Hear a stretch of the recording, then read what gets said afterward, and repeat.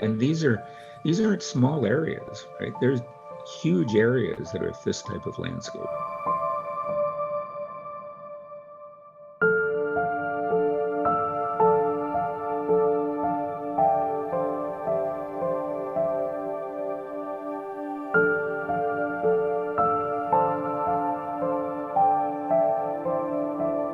There's lots of areas in Canada, there's lots of areas around the globe that are that type of sensitive, water-dominated environment. But it's water-dominated because the summers are so short, so evaporation is relatively small, and the permafrost stops water from infiltrating deep into the ground.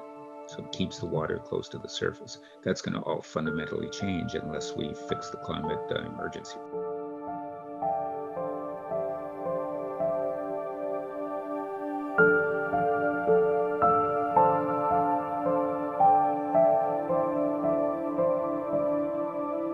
It's getting warmer. It's been getting warmer for a long time. Right near the Beaufort Sea, Arctic Ocean coast, from sort of November through to May, say, you would often get 20 to 40 days a year where the temperature was below minus 40 degrees C, daily average temperature.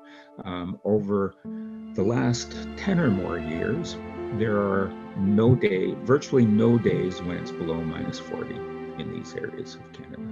In addition, though, it's drying in all seasons. So there's less rainfall in the summer, less snowfall in the winter. The snow-free season, the snow-covered season, is getting shorter as we go on as long. So snow is less important.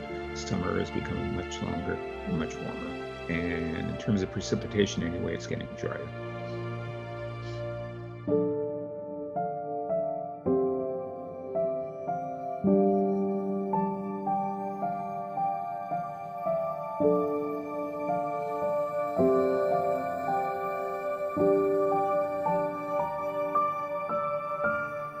So the top few meters of the permafrost are probably 50 to 80% ice. So as that permafrost thaws, the ground will slump around it. So it's sort of the slumping of the ground. The effects of that on the lakes and the hydrology really isn't known, but I think it will have catastrophic effects on this environment.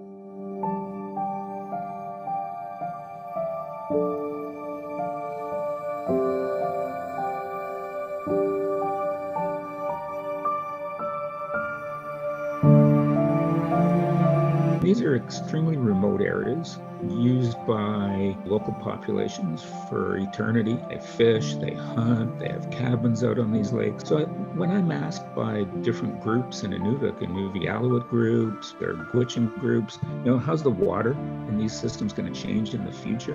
And what's it going to be like? What's going to happen to the streams I fish in, the lakes that I fish in, the lakes I hunt in? How are they going to change? I sort of have to tell them I don't really know. I know it's going to change. I know that permafrost is going to change and is going to have dramatic impacts on these environments. But the details of that, I really don't know. I think it's going to be catastrophic type changes. Well, it's not too late.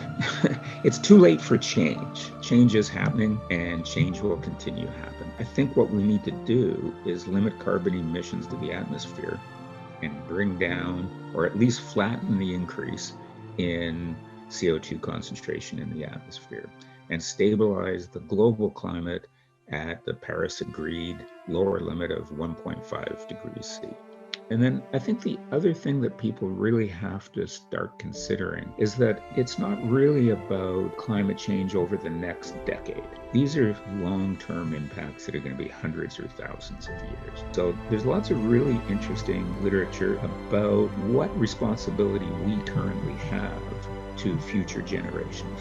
Everybody's concerned about protecting their children's lives and having them the best. Well, what about their grandchildren and their great-grand?